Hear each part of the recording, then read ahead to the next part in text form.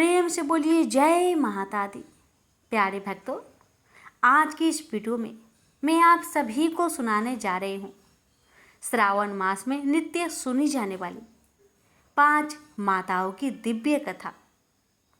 जो भक्त श्रद्धा और भक्ति के साथ पूरे श्रावण मास में इन कथा को सुनता है, उसके जीवन से संकट कटते हैं, रोग और दरिद्रता दूर होती है और घर में सुख, शांति और समृद्धि का वास होता है।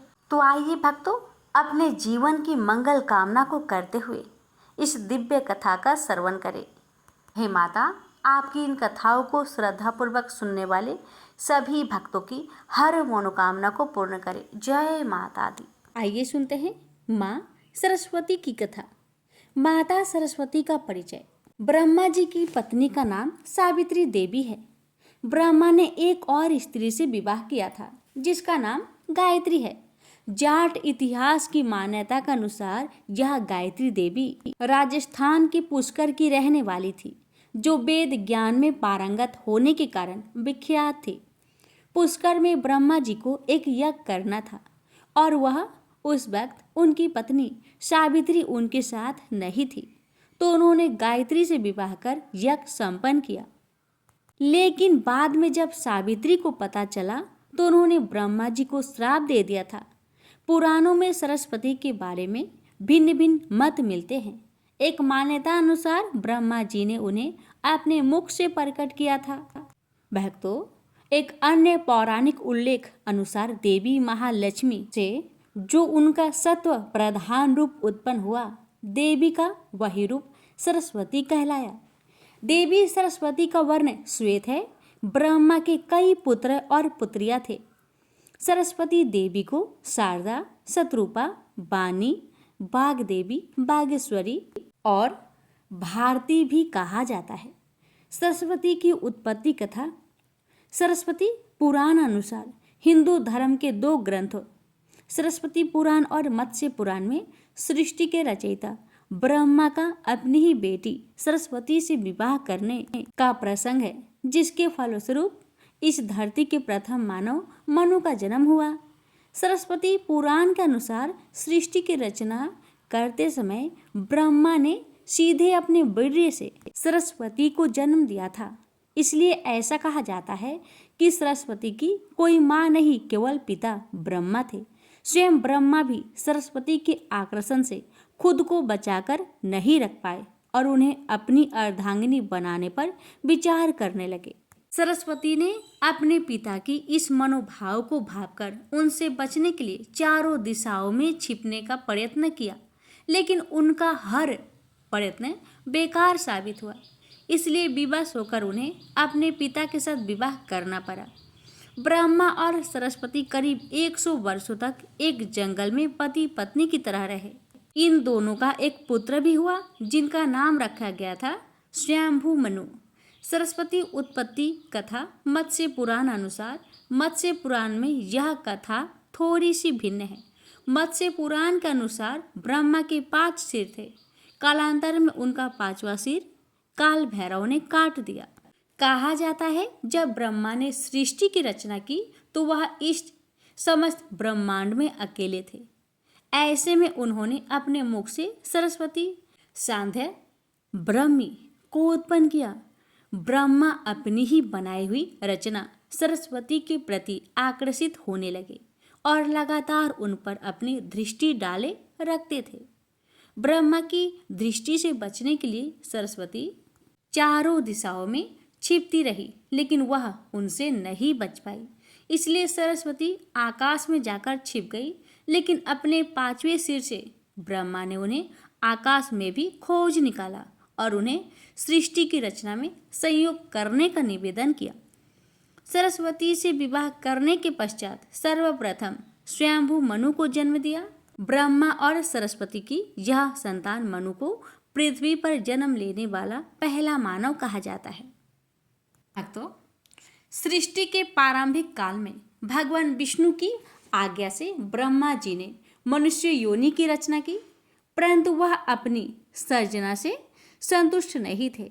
तब उन्होंने विष्णु जी से आज्ञा लेकर अपने कमंडल से जल को पृथ्वी पर छिड़क दिया, जिससे पृथ्वी पर कंपन होने लगा और एक अद्भुत शक्ति के रूप में चतुर्भुजी सुंदर स्त्री प्रकट हुई, जिनके एक हाथ में वीणा एवं दूसरा हाथ वर मुद्रा में था। वही अन्य दोनों हाथों में पुस्तक एवं माला थी। जब इस देवी ने वीणा का मधुर नाद किया तो संसार के समस्त जीव जंतुओं को वाणी प्राप्त हो गई। तब ब्रह्मा जी ने उस देवी को वाणी की देवी सरस्वती कहा। सरस्वती को बागीश्वरी, भगवती, शारदा, वीणा वादिनी और बाग देवी सहित अनेक नामों से पूजा जाता है। संगीत की उत्पत्ति करने के कारण वह संगीत की देवी भी है। बसंत पंचमी के दिन को इनके जन्म उत्सव के रूप में भी मनाते हैं। प्रेम से बोलिए सरस्वती माता की जय। हे माता, आपकी कथा कहने वाले और सुनने वाले सभी भक्तों पर अपनी कृपा सदा सर्वदा बनाए रखना। जय माता दी। भक्तों सुनिए दूसरी कथा माता लक्ष्मी की। ऋषि भृगु की पुत्री माता लक्ष्मी थी। उनकी माता का नाम ख्याति था। समुद्र मंथन के बाद क्षीर सागर से जो लक्ष्मी उत्पन्न हुई थी उसका इनसे कोई संबंध नहीं। हालांकि उन महालक्ष्मी ने स्वयं ही विष्णु को वर लिया था। महर्षि भृगु विष्णु के ससुर और शिव के चारू थे। महर्षि भृगु को भी सप्त ऋषियों में स्थान मिला है। राजा दक्ष के भाई भृगु ऋषि थे। इसका मतलब राजा दक्ष की भतीजी थी। माता लक्ष्मी के दो भाई दाता और विधाता थे। भगवान शिव की पहली पत्नी माता सती उनकी सौतेली बहन थी। सती राजा दक्ष की पुत्री थी। माता लक्ष्मी के 18 पुत्र में से प्रमुख 4 पुत्रों के नाम आनंद, कर्दम, श्रीद, चिकलित। माता लक्ष्मी को दक्षिण भारत में श्री देवी कहा जाता है।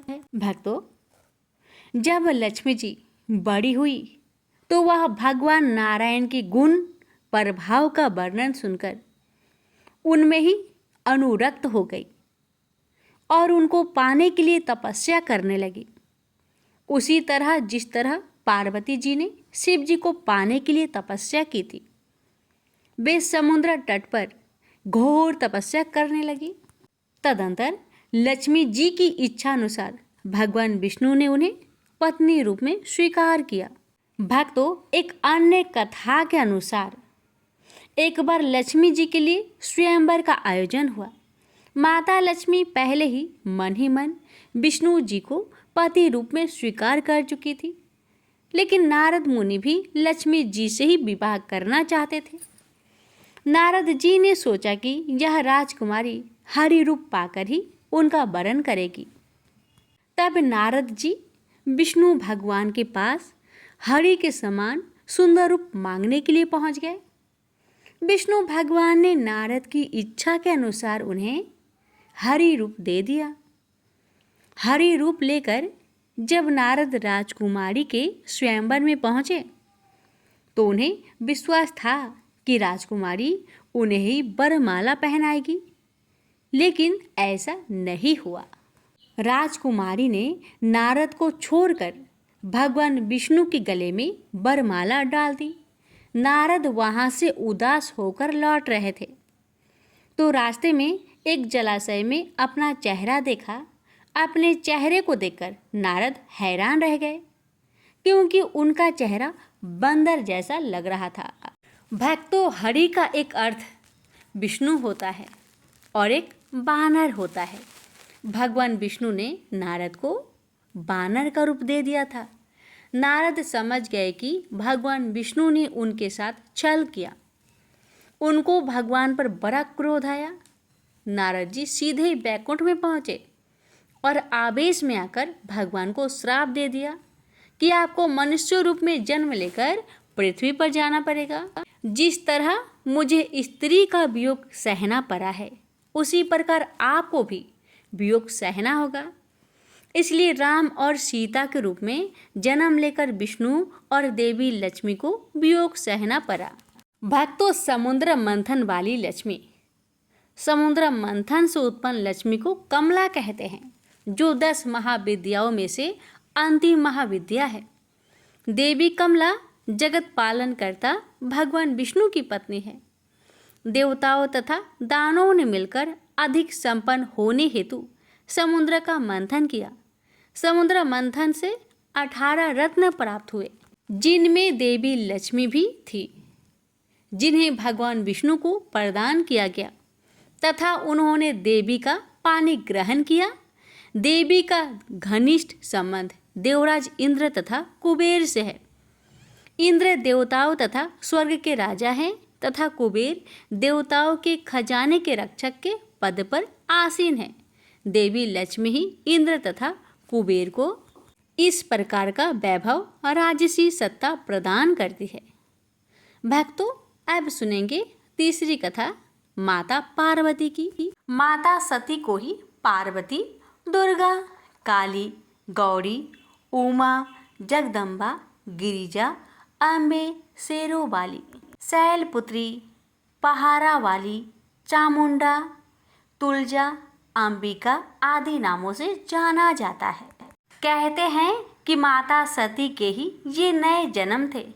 यह किसी एक जन्म की कहानी नहीं, कई जन्मों और कई रूपों की कहानी है। माता पार्वती शिव जी की दूसरी पत्नी थी।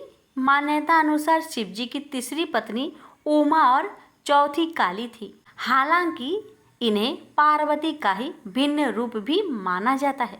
माता पार्वती अपने पिछले जन्म में सती थी। सती माता के ही 51 शक्तिपीठ है। माता सती के ही रूप है, जिसे 10 महाविद्या कहा जाता है। भक्तों, पुराणों में इनके संबंध में भिन्न भिन्न कहानियां मिलती है। दरअसल ये सभी देवियों की कहानी पुराणों में अलग अलग मिलती है। इनमें से कुछ तो पार्वती का रूप अवतार नहीं भी है। देवी पार्वती के पिता का नाम हिमवान और माता का नाम रानी मैनावती था। माता पार्वती की एक बहन का नाम गंगा है, जिनसे महाभारत काल में शंतनु से विवाह किया था और जिनके नाम पर ही एक नदी का नाम गंगा है। भक्तों, माता पार्वती को ही गौरी, महागौरी, पहाड़ों वाली और शेरा वाली कहा जाता है। अम्बे और दुर्गा का चित्रण पुराणों में भिन्न भिन्न मिलता है। अम्बे या दुर्गा को सृष्टि की आदि शक्ति माना गया है, जो सदाशिव की अर्धांगिनी है। माता पार्वती को भी दुर्गा स्वरूप माना गया है, लेकिन वे दुर्गा नहीं है। नवरात्रि का त्यौहार माता पार्वती के लिए ही मनाया जाता है। पार्वती के 9 रूपों के नाम है शैलपुत्री, ब्रह्मचारिणी, चंद्रघंटा, कुष्मांडा, स्कंद माता, कात्यायनी, कालरात्रि, महागौरी और सिद्धिदात्री। भक्तों, माता पार्वती के 6 पुत्रों में से प्रमुख 2 पुत्र हैं, गणेश और कार्तिकेय। भगवान गणेश के कई नाम हैं। उसी तरह कार्तिकेय को स्कंद भी कहा जाता है। इनके नाम पर एक पुराण भी है। इसके अलावा उन्होंने हेती और परहेती कुल के एक अनाथ बालक सुकेश को भी पाला था। सुकेश से ही राक्षस जाति का विकास हुआ। इसके अलावा उन्होंने भूमा को भी पाला था, जो शिव के पसीने से उत्पन्न हुआ था। जलंधर और अयप्पा भी शिव के पुत्र थे, लेकिन पार्वती ने उनका पालन नहीं किया था। माता पार्वती की 2 सहचरियाँ जया और विजया भी थी। पौराणिक मान्यता के अनुसार भगवान शिव की 4 पत्नियां थीं। पहली सती, जिसने यज्ञ में कूदकर अपनी जान दे दी थी। यही सती दूसरे जन्म में पार्वती बनकर आई, जिनके पुत्र गणेश और कार्तिकेय हैं। फिर शिव की एक तीसरी पत्नी थी, जिन्हें उमा कहा जाता है।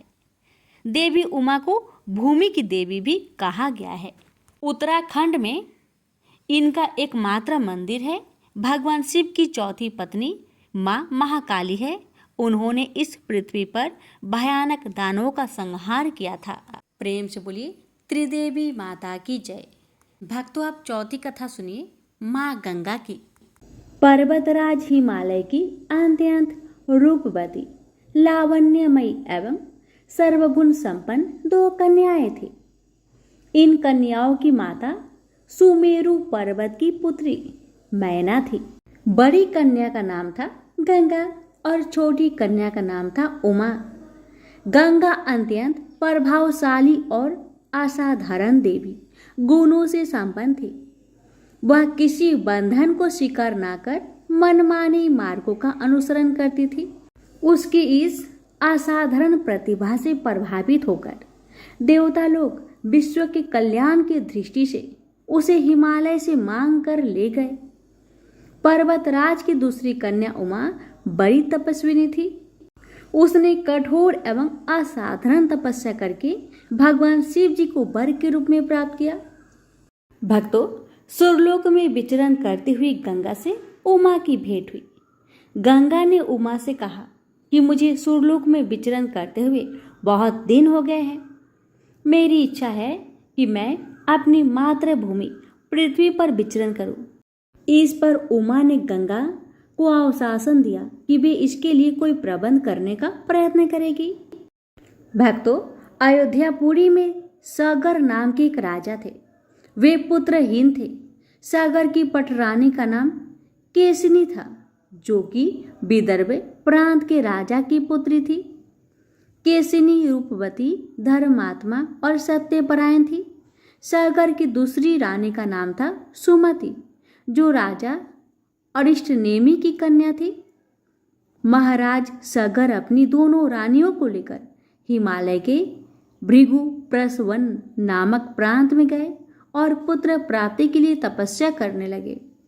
उनकी तपस्या से महर्षि भृगु प्रसन्न हुए और वर दिए कि तुम्हें अनेक पुत्र की प्राप्ति होगी। दोनों रानियों में से एक का केवल एक ही पुत्र होगा, जो कि वंश को बढ़ाएगा, और दूसरी के 60,000 पुत्र होंगे। कौन सी रानी कितने पुत्र चाहती है, इसका निर्णय वे स्वयं आपस में मिलकर कर लें। केसिनी ने वंश को बढ़ाने वाले एक पुत्र की कामना की और गरुड़ की भगिनी सुमिति ने 60,000 बलवान पुत्र की। कुछ काल के पश्चात रानी केसिनी ने असमंजस नामक पुत्र को जन्म दिया। रानी सुमति के गर्भ से एक तुम्बा निकला, जिसे फोड़ने पर छोटे छोटे 60,000 पुत्र निकले। उन सब का पालन पोषण घी के घरों में रखकर किया गया। काल चक्र व्यतीत होते गया और सभी राजकुमार युवा हो गए। सागर का ज्येष्ठ पुत्र असमंजस बड़ा दुराचारी था और उसे नगर के बालकों को सरयू नदी में फेंककर उन्हें डूबते हुए देखने में बड़ा आनंद आता था। इस दुराचारी पुत्र से दुखी होकर सागर ने उसे अपने राज्य से निर्वासित कर दिया। असमंजस के अंशुमान नाम का एक पुत्र था। अंशुमान अत्यंत सदाचारी और पराक्रमी था। एक दिन राजा सागर के मन में अश्वमेघ यज्ञ करवाने का विचार आया। शीघ्र ही उन्होंने अपने इस विचार को कार्य रूप में परिणित कर दिया।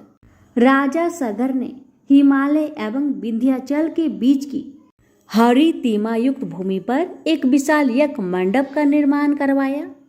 फिर अश्वमेघ यज्ञ के लिए श्यामकर्ण घोड़ा छोड़कर उसकी रक्षा के लिए पराक्रमी अंशुमान को सेना के साथ उसके पीछे पीछे भेज दिया। यज्ञ की संभावित सफलता के परिणाम की आशंका से भयभीत होकर इंद्र ने एक राक्षस का रूप धारण किया और उस घोड़े को चुरा लिया। घोड़े की चोरी की सूचना पाकर सागर ने अपने 60,000 पुत्रों को आज्ञा दी कि घोड़ा चुराने वाले को पकड़कर या मारकर घोड़ा वापस ले आओ। पूरी पृथ्वी में खोजने पर भी जब वह घोड़ा नहीं मिला तो इस आशंका से कि किसी ने घोड़े को तहखाने में ना छुपा रखा हो, सागर के पुत्रों ने संपूर्ण पृथ्वी को खोदना आरंभ कर दिया। उनके इस कार्य से असंख्य भूमितल निवासी प्राणी मारे गए। खोदते खोदते वे पाताल तक जा पहुंचे। उनके इस नृशंस कृत्य के विषय में देवताओं ने ब्रह्मा जी को बताया तो ब्रह्मा जी ने कहा कि ये राजकुमार क्रोध एवं मद में अंधे होकर ऐसा कर रहे हैं। पृथ्वी की रक्षा का दायित्व कपिल ऋषि पर है, इसलिए वे इस विषय में अवश्य ही कुछ न कुछ करेंगे। पूरी पृथ्वी को खोदने के बाद भी जब घोड़ा और उसका चुराने वाला चोर नहीं मिला तो निराश होकर राजकुमारों ने इसकी सूचना अपने पिता को दी। क्रोध सागर ने आदेश दिया कि घोड़े को पाताल में जाकर ढूंढो। पाताल में घोड़े को खोजते खोजते वे सनातन वसुदेव कपिल के आश्रम में पहुंच गए। उन्होंने देखा कपिल देव तपस्या में लीन है और उन्हीं के पास यज्ञ का वह घोड़ा बंधा हुआ है। उन्होंने कपिल मुनि को घोड़े का चोर समझकर उनके लिए अनेक दुर्वचन कहे और उन्हें मारने के लिए दौड़े। सागर के इन कुकृत्य से कपिल मुनि की समाधि भंग हो गई। उन्होंने क्रोध होकर सागर के उन सब पुत्रों को भस्म कर दिया। भक्तों, बहुत दिनों तक अपने पुत्र की सूचना नहीं मिलने पर महाराज सागर ने अपने तेजस्वी पुत्र अंशुमान को अपने पुत्रों के साथ घोड़े का पता लगाने के लिए आदेश दिया। वीर अंशुमान शस्त्रों शास्त्र से सुसज्जित होकर अपने चाचाओं के द्वारा बनाए गए मार्ग से पाताल की ओर चल पड़ा। मार्ग में मिलने वाले पूजनीय ऋषि मुनियों का यथोचित सम्मान करके अपने लक्ष्य के विषय में पूछता हुआ उस स्थान तक पहुंच गया जहां पर उसके चाचाओं के भस्मीभूत शरीर की राख पड़ी थी और पास ही यज्ञ का घोड़ा चल रहा था। अपने चाचाओं के भस्मीभूत शरीर को देखकर उसे अत्यंत क्षोभ हुआ। उसने उनका तर्पण करने के लिए जलाशय की खोज की, किंतु उसे कोई भी जलाशय दृष्टिगत नहीं हुआ। तभी उसकी दृष्टि अपने चाचाओं के मामा गरुड़ पर पड़ी। उन्हें सादर प्रणाम करके अंशुमान ने पूछा कि हे पितामह, मैं अपने चाचाओं का तर्पण करना चाहता हूँ। समीप में यदि कोई सरोवर हो तो कृपा करके उसका पता लगाइए। यदि आपको इनकी मृत्यु के विषय में कुछ जानकारी है तो वह भी मुझे बतलाने की कृपा करें।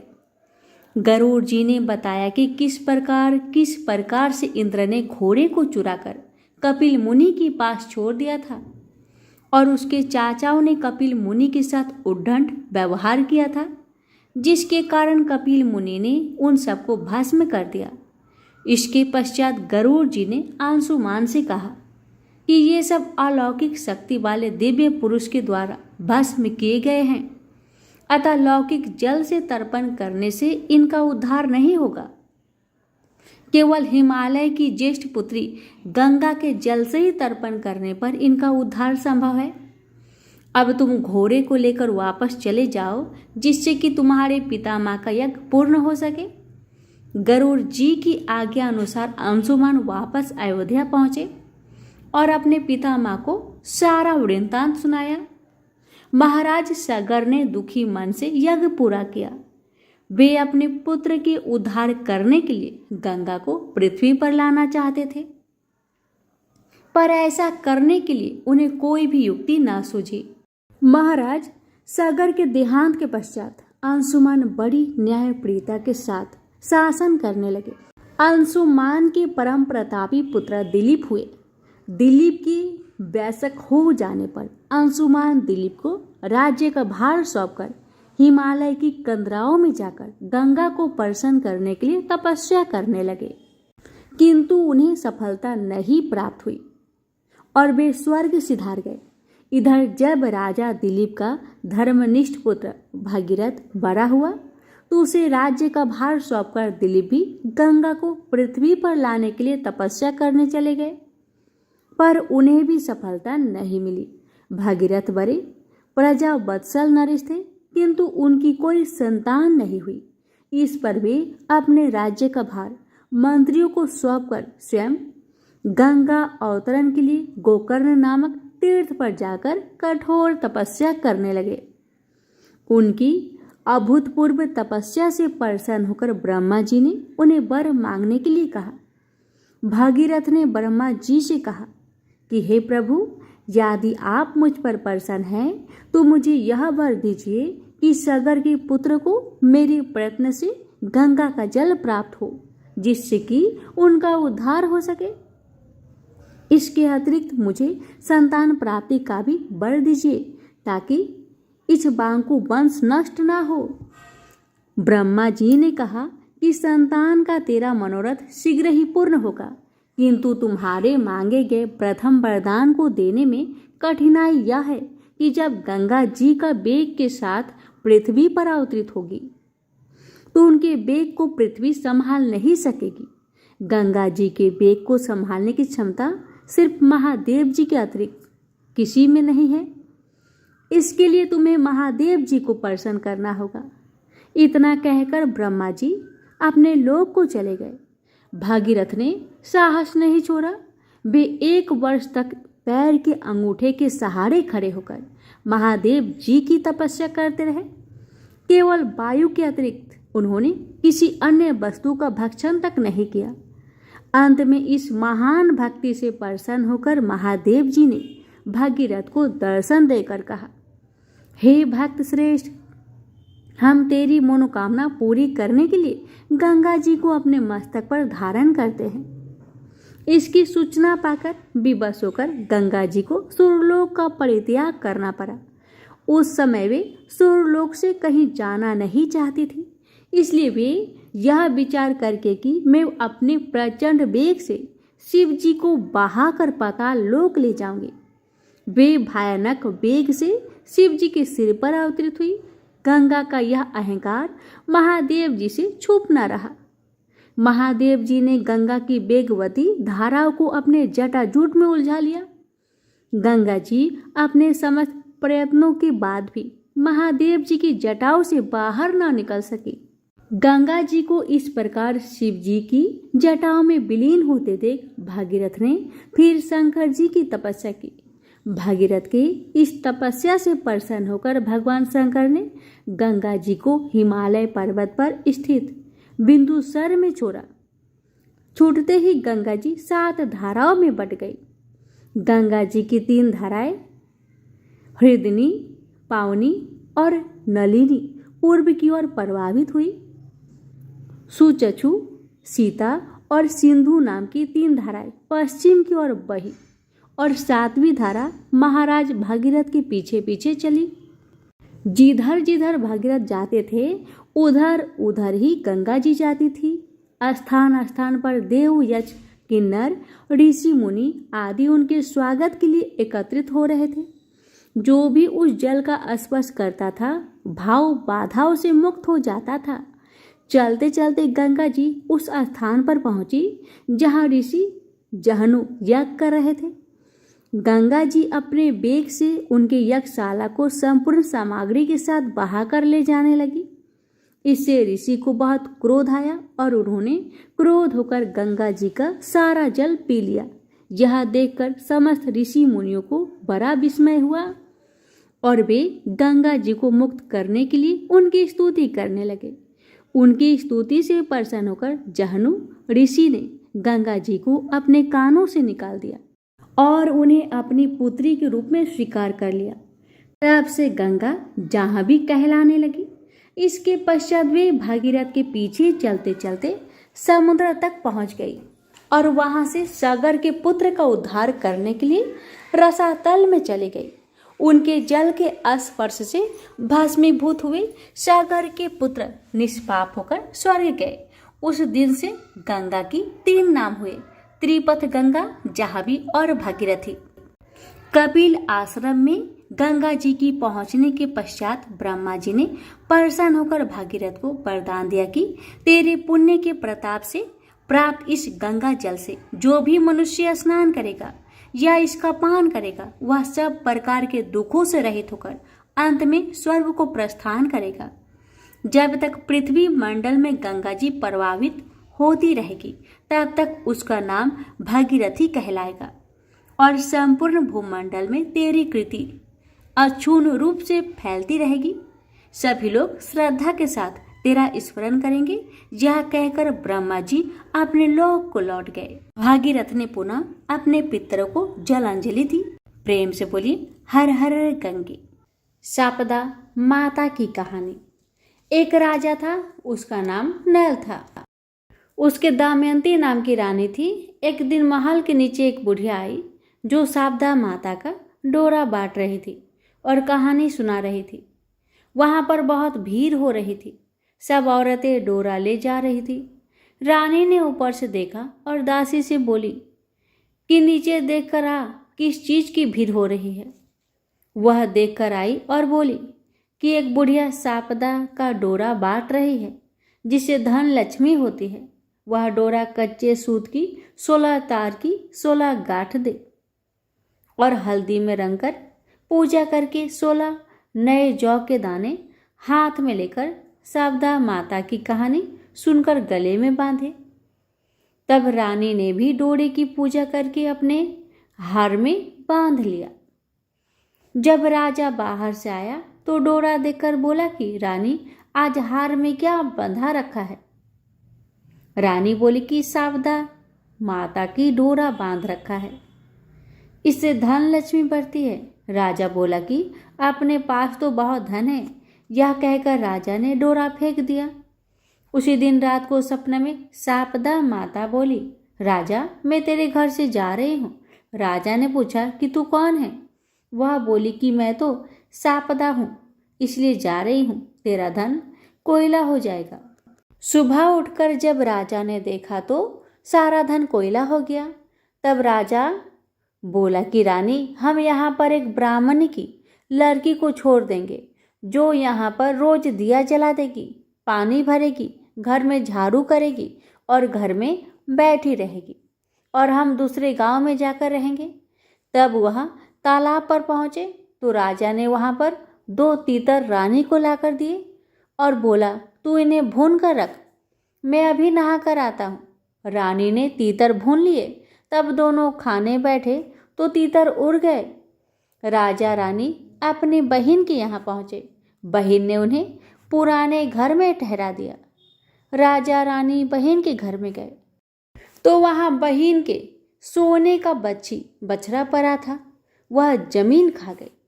राजा रानी से बोला, यहाँ से चलो, नहीं तो अपने सिर चोरी लग जाएगी।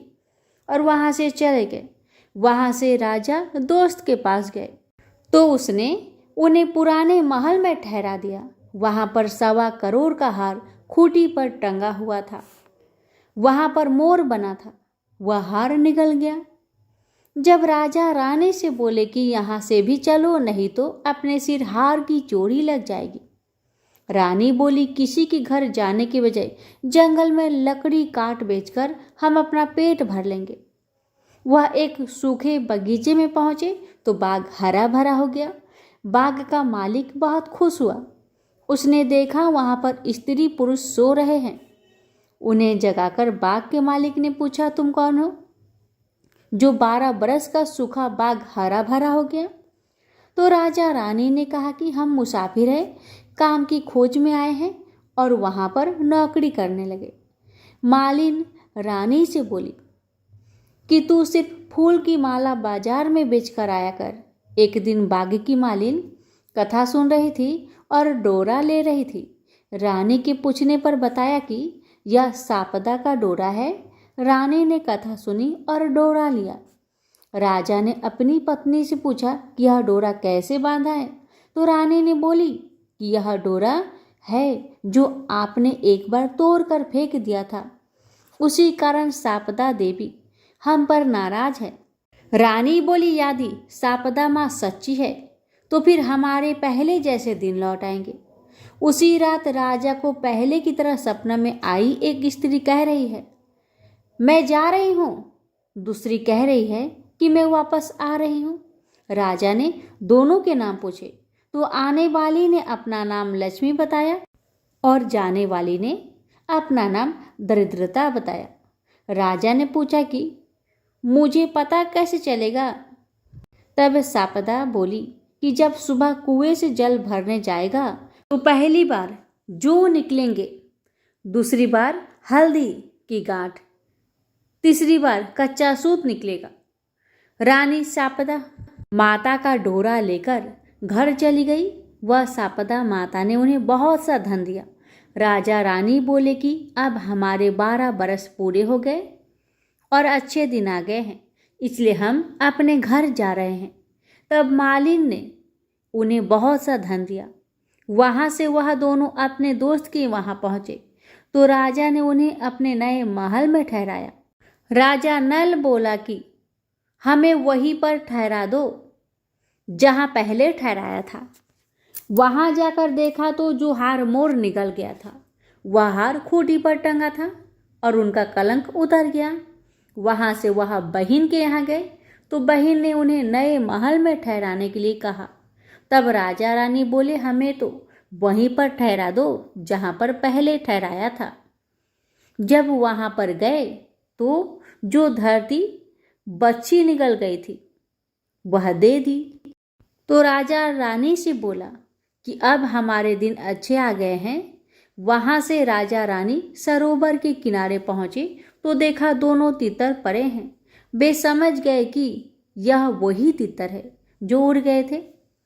वहां से राजा रानी अपने महल की तरफ चले तो देखा कि जो दरवाजा टेढ़ा हो गया था वह ठीक हो गया है। सोने की झाड़ी आ गई, दातुन हरी हो गई। जो ब्राह्मण की बेटी दिया जलाने के लिए छोड़ गए थे उसको उन्होंने अपने धर्म की बेटी बना लिया। उसको बहुत सा धन दौलत देकर उसका विवाह कर दिया और रानी ने सापदा माता का उद्यापन किया। 16 ब्राह्मणी जिमाई, 16 चीजें दी, हलवे पूरी की रसोई बनाई। हे सापदा माता, जैसे पहले राजा को दिया वैसा किसी को भी मत देना और जैसा राजा को बाद में दिया वैसा सबको देना। कहते सुनते हुकार भरते सारे परिवार को दियो।